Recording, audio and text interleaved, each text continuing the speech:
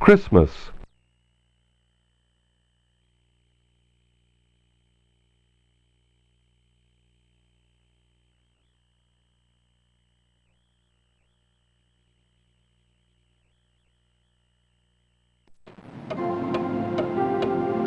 'Twas the night before Christmas, when all through the house not a creature was stirring, not even a mouse. The stockings were hung by the chimney with care, in hopes that St. Nicholas soon would be there.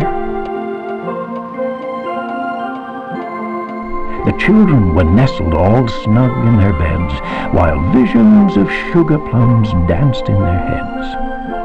And Mamma in her kerchief, and I in my cap, had just settled our brains for a long winter's nap, when out on the lawn there arose such a clatter, I sprang from the bed to see what was the matter. Away to the window I flew like a flash, tore open the shutters, and threw up the sash.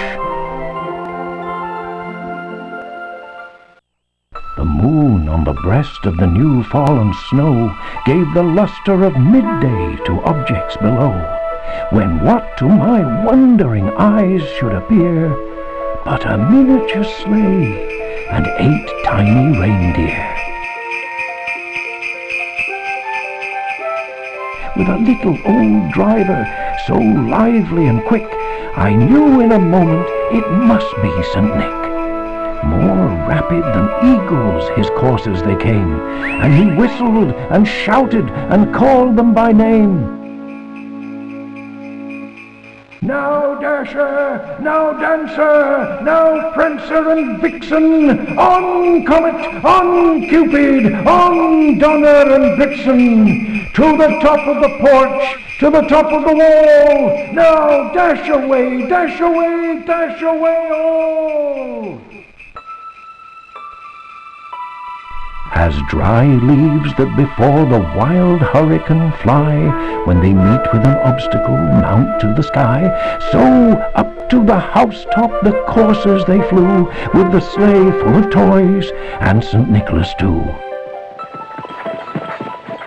And then, in a twinkling, I heard on the roof the prancing and pawing of each little hoof. As I drew in my head and was turning around, down the chimney St. Nicholas came with a bound. He was dressed all in fur, from his head to his foot, and his clothes were all tarnished with ashes and soot. A bundle of toys he had flung on his back, and he looked like a peddler just opening his pack. His eyes, how they twinkled, his dimples, how merry. His cheeks were like roses, his nose like a cherry. His droll little mouth was drawn up like a bow, and the beard of his chin was as white as the snow. The stump of a pipe he held tight in his teeth, and the smoke it encircled his head like a wreath. He had a broad face and a little round belly that shook when he laughed like a bowl full of jelly.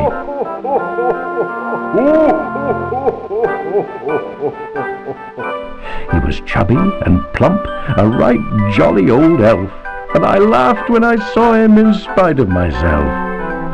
A wink of his eye and a twist of his head soon gave me to know I had nothing to dread.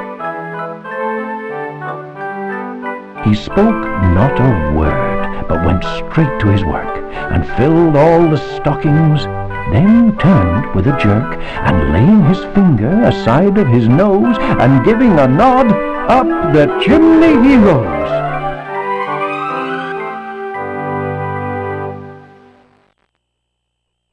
He sprang to his sleigh, to his team gave a whistle, and away they all flew, like the down of a thistle. But I heard him exclaim ere he drove out of sight,